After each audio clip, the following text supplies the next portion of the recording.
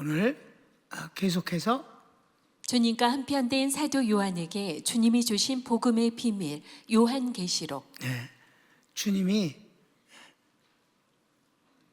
어떤 사람과 한편된 사실을 하나님 스스로 증명하시는 것이 아주 중요합니다. 그게 바로 한편된 사이가 확인되어지는 거거든요. 그래서 겨우 7사람이잖아요. 구약의 4사람, 신약의 3사람.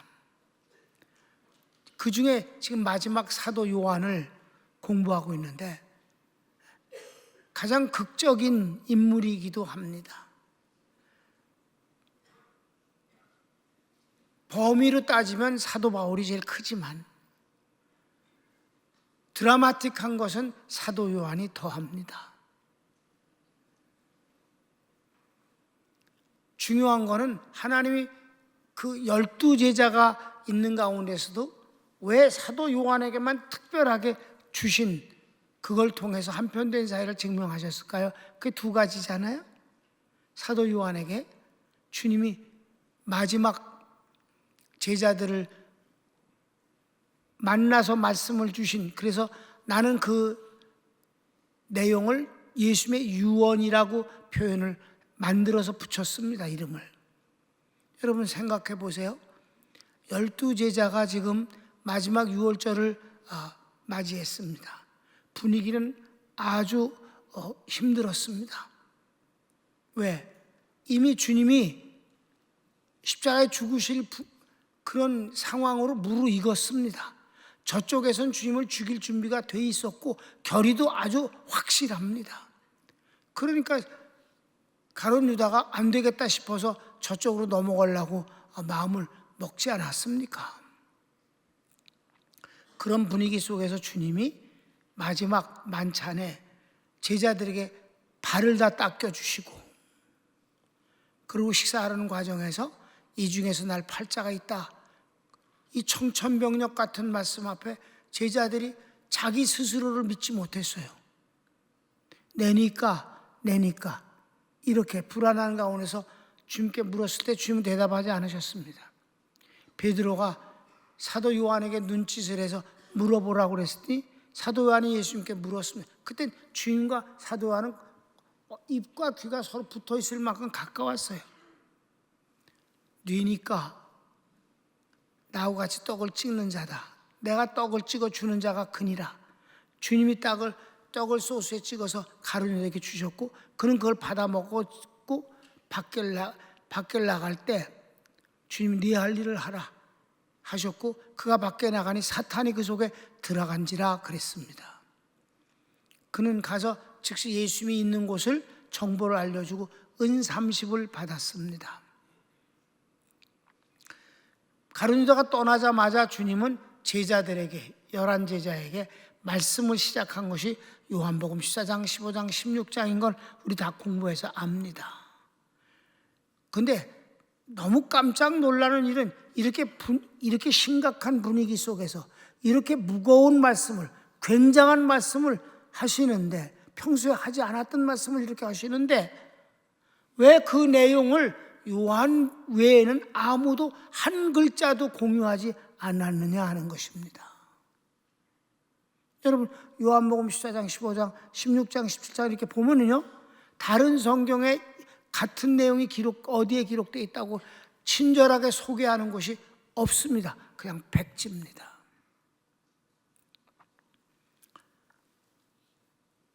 그게 정말 기이하고 이상하지 않습니까, 여러분? 난 그게 기적이라고 생각하는데, 그렇게 중요한 말씀을 왜 그들은 쓰지 못했는가?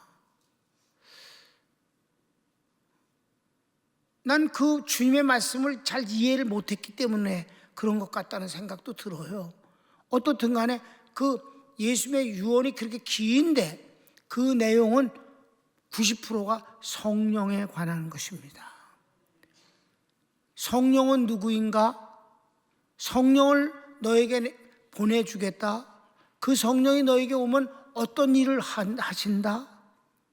이런 내용들을 기록한 것이 이제 그 내용들인데, 그건 요한복음에만 기록되어 있어서 성령을 공부할 때 요한복음 14장, 15장, 16장은 절대적인 필수의 내용입니다. 그걸 주셨고, 그 다음에 마지막으로 예수님이 다들 죽은 뒤에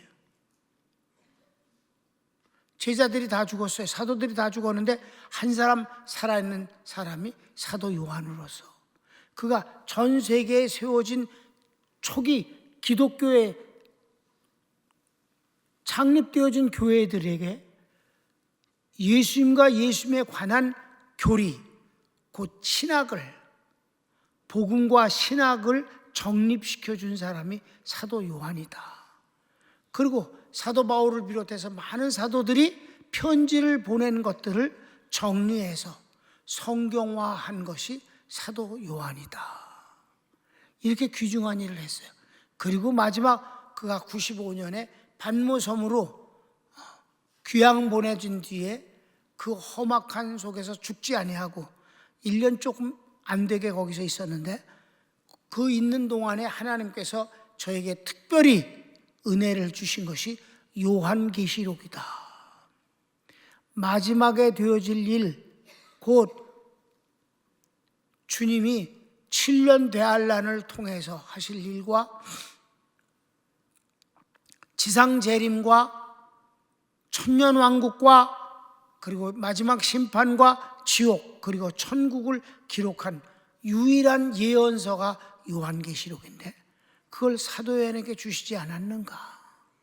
이런 배경을 전체를 보면서 요한계시록을 보면 굉장한 성경이라는 걸 우리가 부인할 수가 없는 겁니다.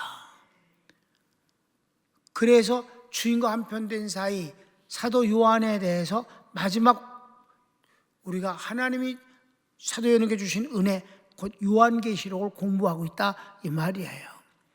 그 중에서 요한계시록 가운데서 제일 난해한 곳,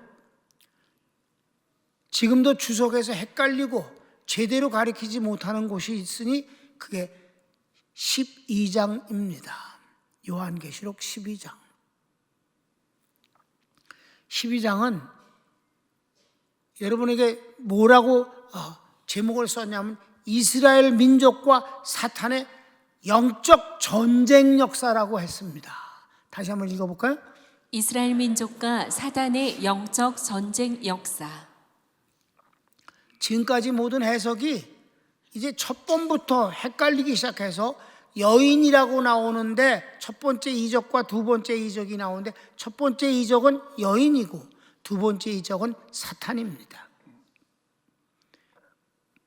많은 신학자들이 해석하기를 이 여인을 교회라고 해석하기 때문에 이때부터 문제가 꼬이기 시작하고 답이 없이 그냥 정말 너무 어지럽게 진행된다 이 말이에요. 그래서 우리가 지난 시간에 공부한 건 뭐예요? 이적이라고 그랬거든. A가 뭐라고 나오냐면 하늘에 큰 이적이 있는데 하나는 이스라엘 민족을 가리킨다. 이래야 얘기가 풀려지기 시작하는 거예요. 그래야 사탄과 이스라엘 민족이 영적 전쟁의 역사를 어디서부터? 에덴 동산부터 시작해서 천국과 지옥까지 연결된다. 아멘? 역사니까. 근데 이게 12장이 어려운 거는 그 역사를 차례대로 기술하는 게 아니라 여기 했다가 또 끝에 했다가 또 중간으로 왔다 이런 식으로 하기 때문에 그렇게 헷갈려 하는 거예요. 그래서 여러분 이번에 요한계시록이 책이 다 나왔는데도 불구하고 12장을 좀 자세하게 하고 싶어서 17페이지에 달아도 만들었어요. 12장만.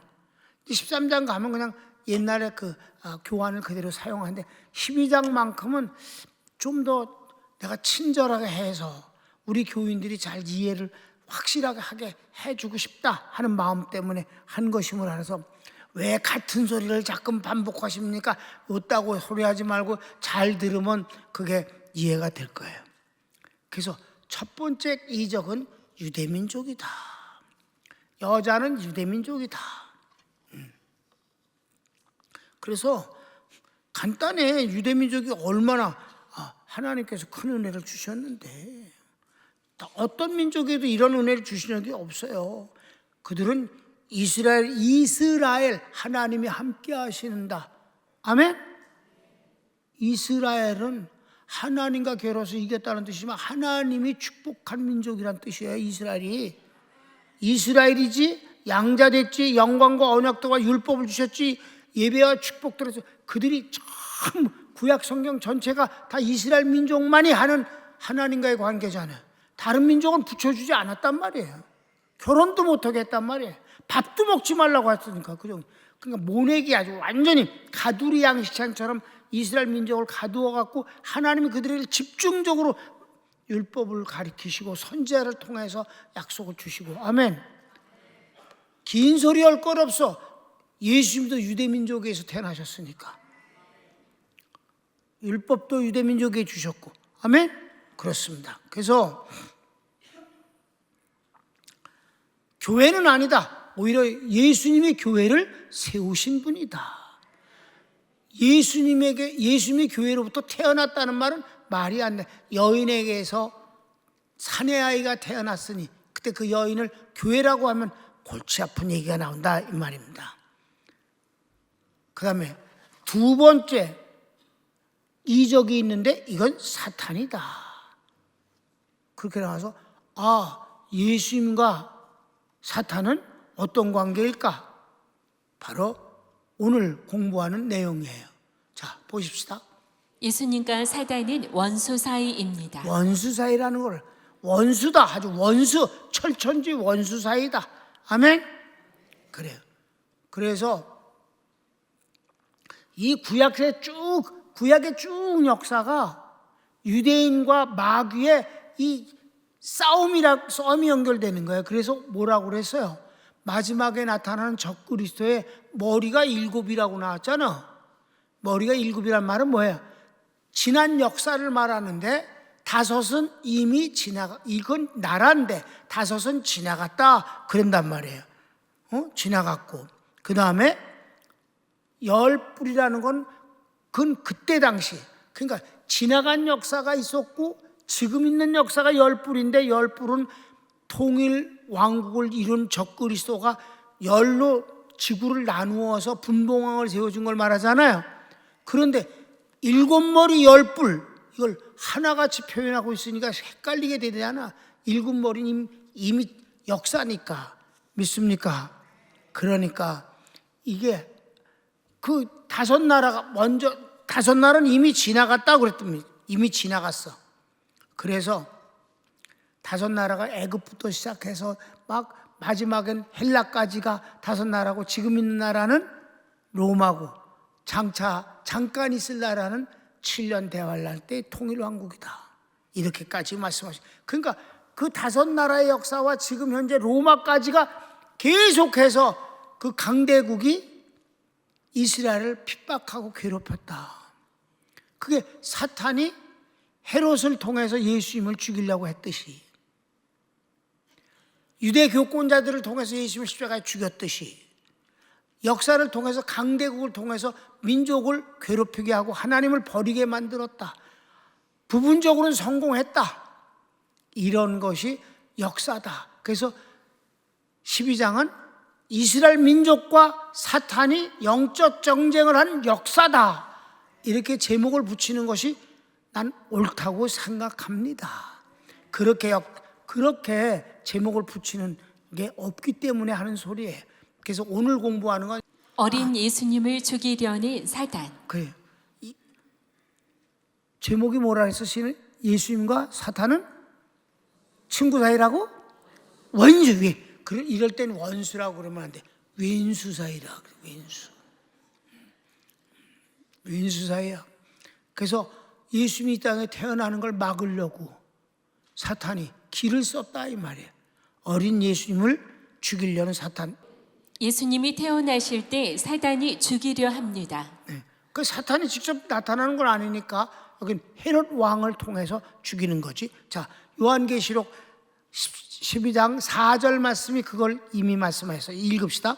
용이 해산하려는 여자 앞에서 그가 해산하면 그 아이를 삼키고자 하더니. 예, 이게 본문이에요. 예? 요한계시록 12장 4절이에요. 자, 그걸 한번 현장을 올라가 볼까요? 가로치기 2번. 아기 예수님은 애굽으로 피난 갑니다. 얼마나 죽이려고 그랬어요, 헤롯이.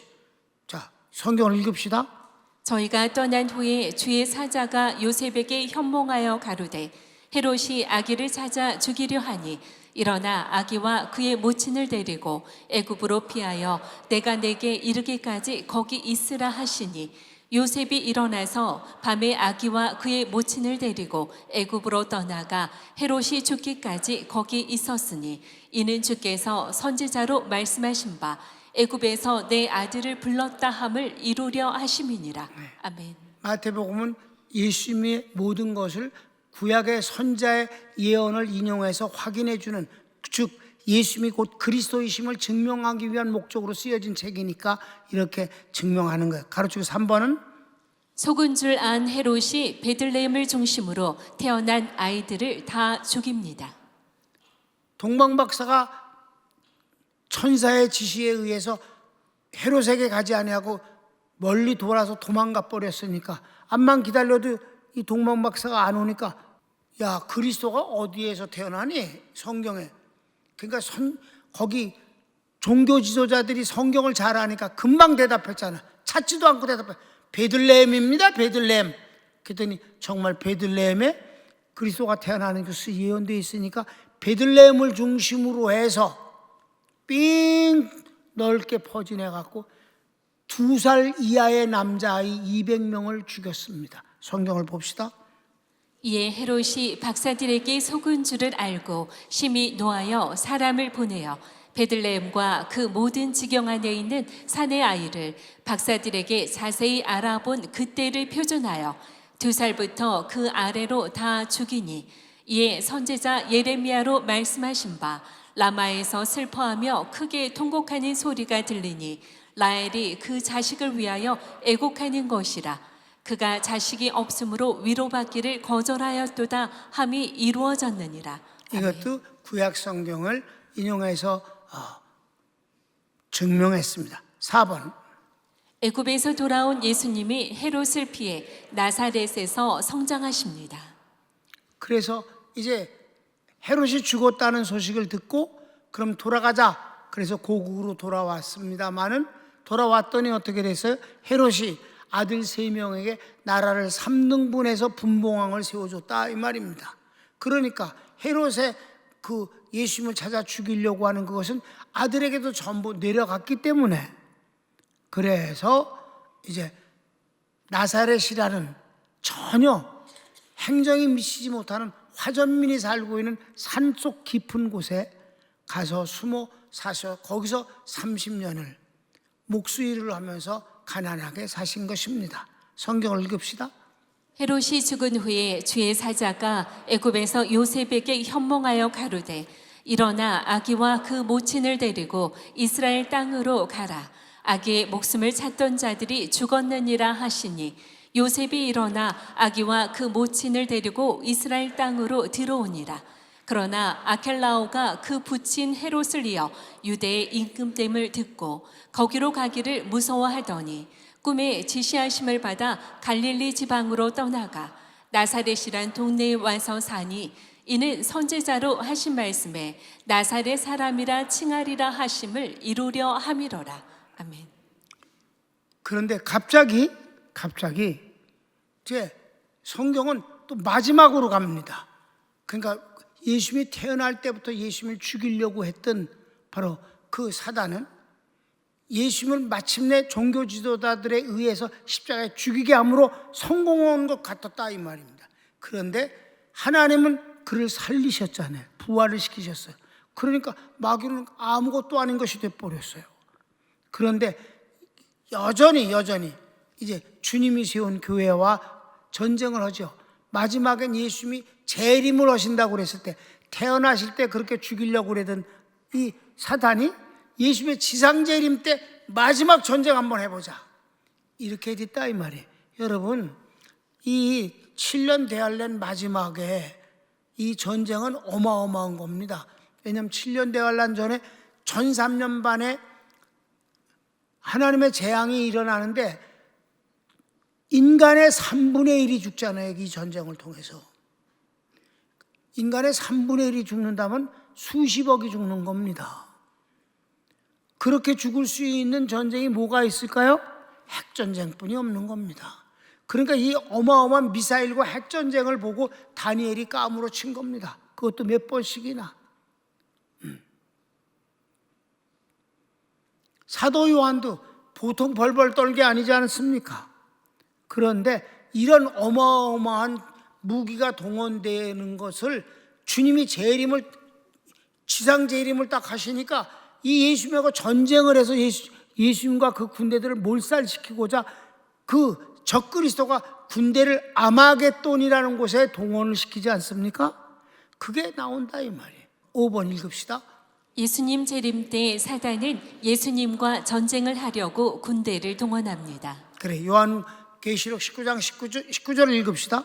또 내가 보매 그 짐승과 땅의 임금들과 그 군대들이 모여 그 말탄 자와 그의 군대로 더불어 전쟁을 일으키다가. 네. 아멘.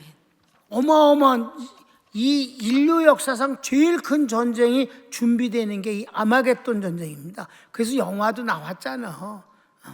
예수님과 전쟁을 한판 해보겠다는 거예요. 사탄은 주님과 원수기 때문에 언제나 싸울 준비를 하고 있다는 것이지요. 그러면 이제 큰 2번 왼수가 또 하나 있잖아. 이번엔 누가 왼수야? 마귀의 일을 멸하시는 예수님. 예수님과 마귀는 원수지간이니까 지금까지 1번은 뭘 봤어요? 마귀가 예수님을 죽이려고 하는 방해하고 모든 걸 하는 것만 봤어요. 그럼 이번엔 예수님은 마귀를 어떻게 하시는데? 마찬가지죠. 주님은 마귀의 일을 멸하시는 분이십니다. 1번 그리스도 사역을 시작하실 때 제일 먼저 마귀의 시험을 제압하십니다. 그래, 주님이 마귀를 초청했어요. 오히려 네가 할 수 있는 일을 한번 다 해봐라. 그랬더니 마귀가 예수님을 3가지로 시험을 하실 때마다 주님은 말씀으로 물리치셨습니다. 그건 다 아는 얘기입니다. 그지? 4장 1절만 볼까? 그때 예수께서 성령에게 이끌려 마귀에게 시험을 받으러 광야로 가사. 2번 예수님이 이 땅에 오심은 마귀의 일을 멸하시는 것입니다. 내가 아주 좋아하는 성경 요한일서 3장 8절인데 자 읽읍시다. 하나님의 아들이 나타나신 것은 마귀의 일을 멸하려 하심이니라. 그분이야말로 너무 멋쟁이로 등장하시는 거예요. 딱 나타나신 거예요. 그는 마귀의 일을 멸하려고 오셨다. 그 멸하시는 일이 우리를 구원하시는 일이니까. 우리를 구원하시는 일이 3가지 측면이잖아요. 하나님을 향해선 우리를 의롭게 만들어 주셔서 하나님이 인정하시게 하는 것. 우리를 위해선 저주와 심판을 담당하심으로 그 저주와 심판을 벗겨버리시는 것. 마지막 3번째 마귀를 향해선 마귀의 종이 되었던 걸 하나님이 도로 찾아서 하나님의 자녀로 만들어 주시는 일. 3번 복음 사역에서 빠지지 않는 것은 귀신을 추방하시는 것입니다. 예수님은 3년 동안 공생애를 하시면서 하루도 빠짐없이 말씀을 전하시는 곳에서마다 빠짐없이 귀신을 추방하셨습니다. 너무 많으니까 한 구절만 보겠습니다. 이에 온 갈릴리에 다니시며 저희 여러 회당에서 전도하시고 또 귀신들을 내어 쫓으시더라. 아멘. 주님이 당신의 일을 계승해서 해야 할 제자들을 뽑으셨습니다. 그리고 3년 동안을 가르치시고 마침내 한번 나가서 너희들 각자 한번 일 좀 해봐라 이렇게 내보내실 때 주님이 무엇을 주어서 보내셨을까? 딱 하나, 복음을 전하고 병을 고치고 귀신 추방하라.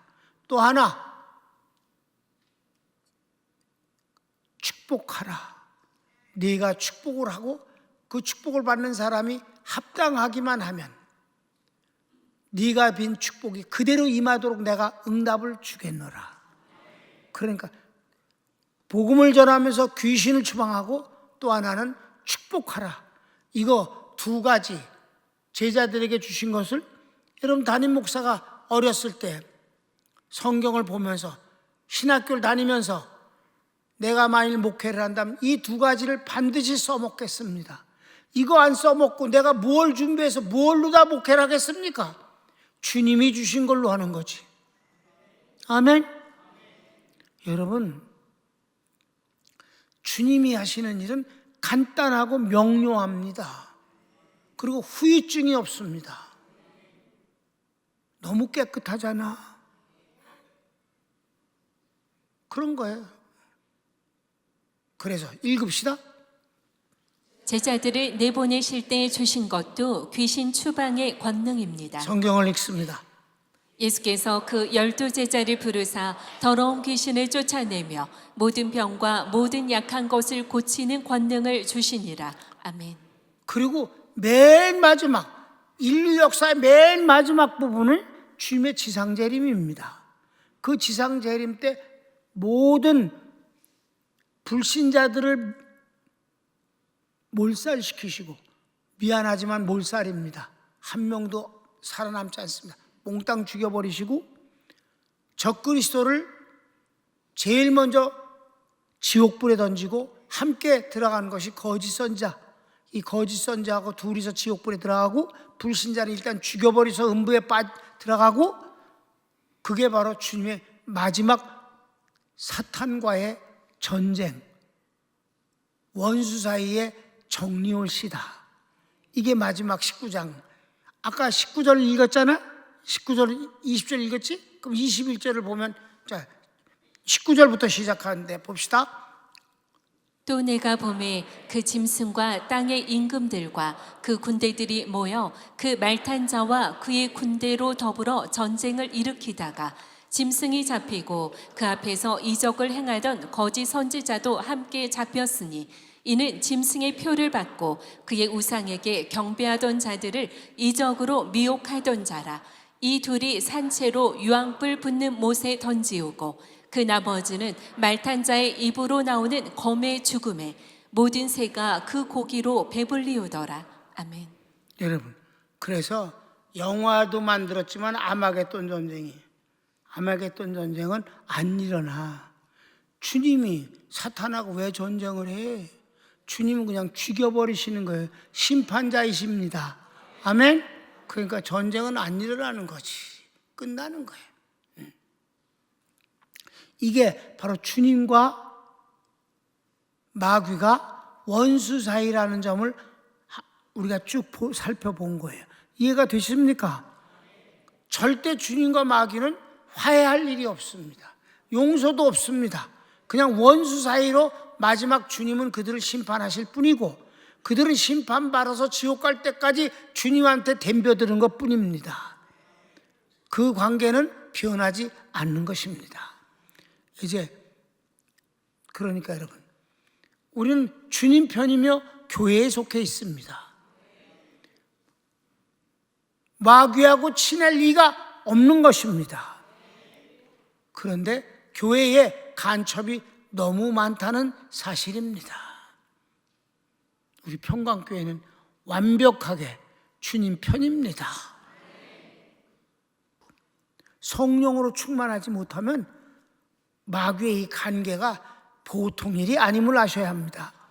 여러분, 마귀 그러면 뭐 이렇게 도깨비를 연상해 갖고 뭐 약간 회화적 회화하고 그러는 그런 약간 우스꽝스러운 그런 걸로 생각하면 착각이 오시다. 아멘. 한 가지만 말하면 말이야, 마귀가 조직을 하는데 첫 번째가 나오는 게 정사라는 거예요. 정사엔 뭐가 들어있는 줄 알아요? 정사는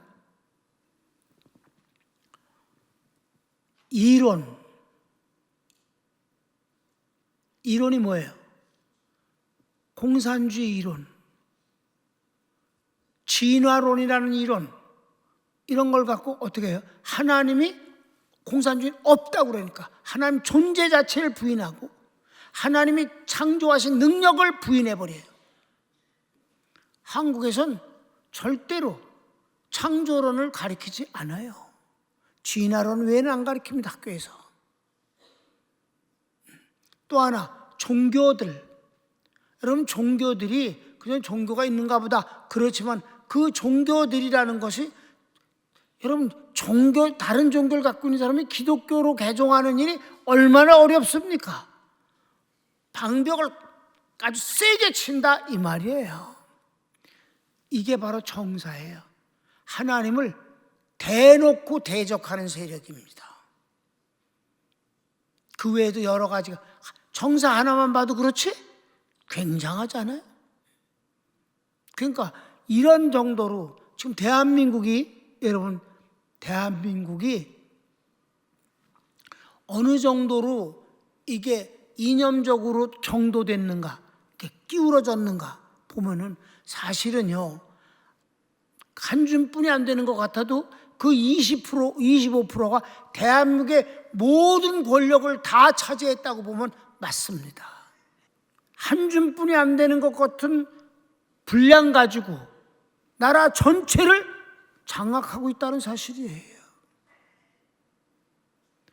여러분 그거 느낍니까?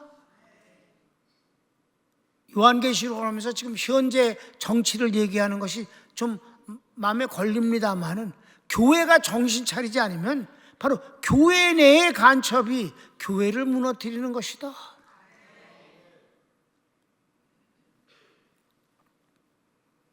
손을 모읍시다. 사랑하는 여러분, 여러분은, 우리 교회는 주님 편입니다. 우린 결코 마귀가 속이려고 해도 거기에 넘어가지 않을 것입니다. 다 같이 주여 한번 부르기도 합니다. 주여.